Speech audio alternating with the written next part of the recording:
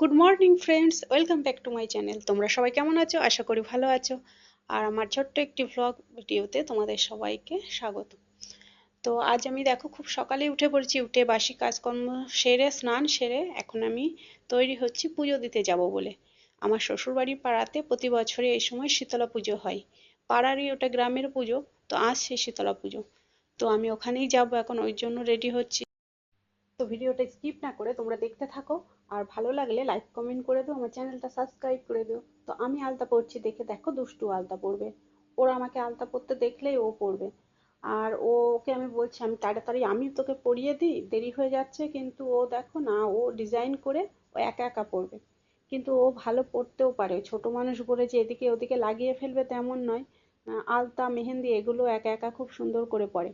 মানে মেয়ে মানুষ তো ওই জন্য ও মানে ওর সাজগোজের ব্যাপারটা ওর আছে, এখন থেকেই ও ঠিকঠাক করে সবকিছু পরে। আর শুধু আলতা মেহেন্দি নয়, শাড়িও খুব সুন্দর করে পরে। দেখে মনে হবে ওকে কেউ পরিয়ে দিয়েছে। মানে আমিও আর্ট করে করে যেমন শাড়ি পরে পরতে পারি না, কিন্তু ও একা একা আমার শাড়ি নিয়ে পরে, খেলা করে আমার শাড়ি পরে। আর দেখে মনে হবে ওকে কেউ মানে পরিয়ে দিয়েছে, হাতে একদম পিন করে সুন্দর করে শাড়ি পরবে। আর এই শীতলা পুজোর দিন জানো বাড়িতে রান্না করতে নেই, আমাদের আগের দিন রান্না করে রাখতে হয়। ভাত তো থাকে না গরমে, ওই জন্য জল দিয়ে রেখে দিতে হয়। আর কিছু তার সাথে করে রাখতে হয়, আগের দিন রাতে করে রাখতে হয়।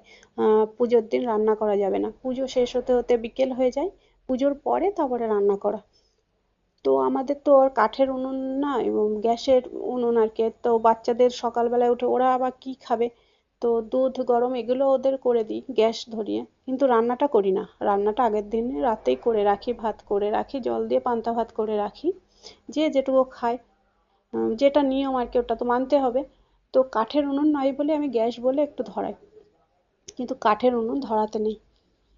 তো এবার ফলগুলো আমি কেটে গুছিয়ে নেব, কারণ ওদিকে আবার দেরি হয়ে যাবে, পুজোয় বসতে দেরি হয়।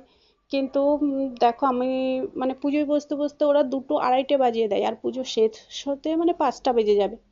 তো প্রতি বছরই ওরকমই হয়, আমি তো ওই সেই আন্দাজে আর কি দেরি করেই গোছাচ্ছি, বলে আগে গিয়ে কি করব, পুজো তো বসবে সেই দুটোই। তো হঠাৎই ফোন করেছে আমার দেওর আর কি। তো বলছে পুজোয় এখন 1টা বাজে, পুজোয় বসে গিয়েছে, তাড়াতাড়ি আসো চলে। তো আমার তো কিছুই গোছানো হয়নি।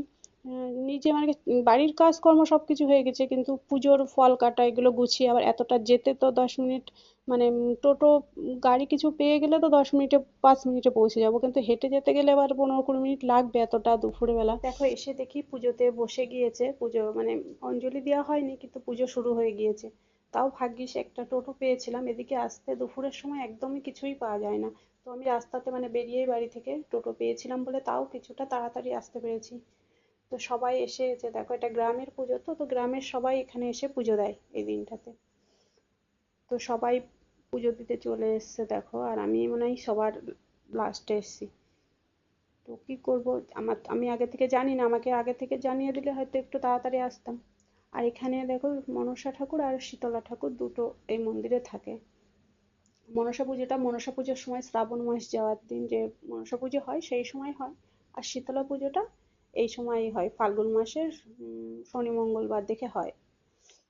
আর এটা আমার মানে শ্বশুর বাড়ির পাশেই এক কাকার বাড়ি, কাকার বাড়ির উঠোনেই আর কি এই মন্দিরটা রয়েছে, কিন্তু এটা গ্রামের সবাই মিলে পুজোটা করা হয়। আর সবাই এখানে বসে রয়েছে, দেখো আমার ননদরাও রয়েছে এখানে বসে। সবাই এসছে পুজো দিতে, কাকার বাড়ির বারান্দাতে বসে রয়েছি। পুজো প্রায় শেষের দিকে, দেখো এবার মানে হোম হবে। হোম হওয়ার পরে তারপরে অঞ্জলি দেওয়া হবে। আর এবার একটু তাড়াতাড়ি পুজো হয়ে গিয়েছে, ভালো হয়েছে, কারণ প্রতি বছর দেরি করে সেই দুটো আড়াইটের দিকে পুজোতে বসে। আর পুজো শেষ হতে হতে 5টা বেজে যায়, এবার একটু 1টার দিকে বসেছে, তাড়াতাড়ি পুজোটা শেষ হয়ে গিয়েছে। আর পরে আবার রাতে ওদিকে খিচুড়ি প্রসাদেরও ব্যবস্থা করে। তা পুজো শেষ হওয়ার পরে সেগুলো আবার সব পাড়ার মানে যত বউরা আছে সবাই মিলে কাটাকাটি সেগুলো জোগাড়ও করতে হয়। তো পুজোটা না শেষ হলে ওদিকে কাজগুলো শুরু হয় না। তো এবার ভালো হয়েছে, তাড়াতাড়ি হয়ে গিয়েছে। তো ওগুলো ওদিকেও তাড়াতাড়ি শুরু করা যাবে। তো দেখো হোম শুরু হয়ে গেছে, এবার হোম হওয়ার পরে অঞ্জলি হবে, তারপরে পুজো শেষ হয়ে যাবে। তো পুজো শেষে এই বাড়ির দিকে একটু এলাম। তো পুজো মানে বাড়ির সবাই ওখানে, শাশুড়ি মা দেওর সবাই ওখানেই ছিল পুজোর ওখানে, আর আসতে মন্দিরটা আগেই পড়ে। পুজো যেহেতু শুরু হয়ে গিয়েছিল, তো আমিও ওখানেই আর কি ঢুকে পড়েছিলাম, এ বাড়ির দিকে আসা হয়নি। তো পুজো শেষ হলে তারপরে এলাম, মানে ঘুরে এবার বাড়িতে যাব। তো ওদিকে মা বললেন বসো, চা করি, চা খেয়ে তারপরে যাবে। মাও উপোস করেছিল, তো চা করলো, তো ওই জন্য বসলাম। আর ওই দেখো, আর দুষ্টুও চা খাবে। আমাকে চা খেতে দেখলেই ও একটু, যখন ইচ্ছে হয়, মানে সব সময় খায় না, কোনো সময় ইচ্ছে হলে একটু দৌড়ে আসবে, আমিও একটু খাবো। ও একটা গিলাস নিয়ে এসছে, ও চা খাবে।